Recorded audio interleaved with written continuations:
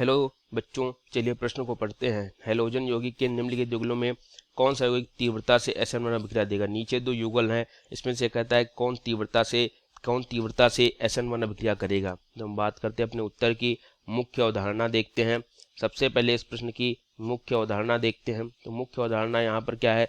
मुख्य अवधारणा है कि SN1 की क्रियाशीलता में SN1 जो क्रिया होती है उसकी क्रियाशीलता को बताना है। ठीक है, उसकी क्रियाशीलता को हमें यहाँ पर बताना है।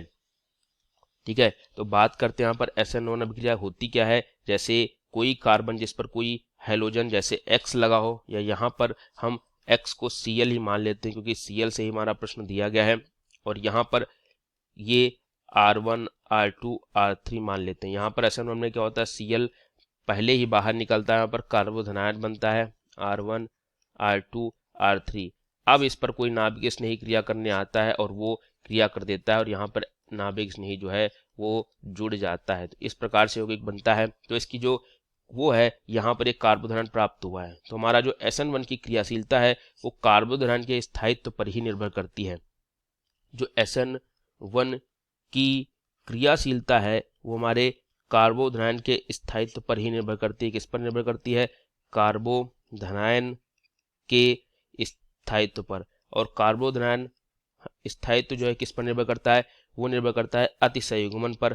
अतिसंयुग्मन जितना अधिक होगा कार्बोधनायन उतना अधिक स्थायी होगा। और अतिसंयुग्मन किस पर निर्भर करता है? अतिसंयुग्मन निर्भर करता है अल्फा हाइड्रोजन की संख्या पर। अतिसंयुग्मन अल्फा हाइड्रोजन की संख्या। अल्फा हाइड्रोजन क्या होता है? जैसे ये कार्बन जिस पर कार्बोधनायन है, अल्फा हाइड्रोजन बता देते हैं, जिस कार्बन पर कार्बोधनायन है उससे जो अगले जुड़े कार्बन होंगे, ठीक है, इनको हम अल्फा कार्बन कहेंगे, और इन पर लगे हाइड्रोजन जो होंगे वो सभी के सभी अल्फा हाइड्रोजन होंगे। तो देखते हैं अपने जो यौगिक दिए गए हैं, अगर इसको 1 दे दें, इसको 2 दे दें, तो यहाँ पर Cl इस प्रकार से लगा हुआ है। जब Cl बाहर निकलेगा तो ये कार्बन जिस पर इस प्रकार से 3 लगे हैं ये कार्बोधनायन बन जाएगा। ठीक है, यहाँ पर तो कार्बन है, यहाँ कार्बन है, यहाँ, ठीक है, यहाँ पर भी 3 हाइड्रोजन होंगे, इसी प्रकार यहाँ भी 3 हाइड्रोजन होंगे, और यहाँ भी 3 हाइड्रोजन होंगे इस प्रकार से।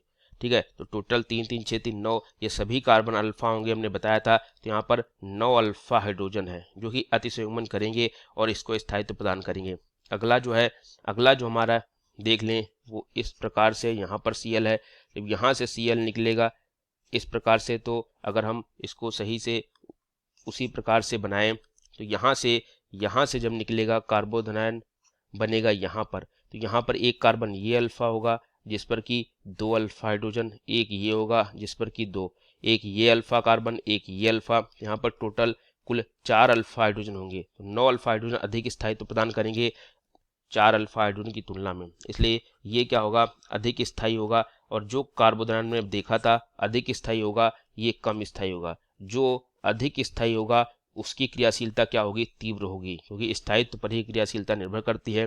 इसलिए इसको 1 माना था, इसको 2 माना था। जो क्रियाशीलता होगी वो 1 की ज़्यादा होगी। क्यों? क्योंकि वो कार्बोधनायन जो है उसको अधिक स्थायित्व प्रदान करता है, इसलिए जो क्रियाशीलता होगी वो 1 की ज़्यादा होगी 2 से। ठीक है, तो उम्मीद करूँगा आपको बच्चों ये उत्तर अच्छे से समझ आया होगा। धन्यवाद।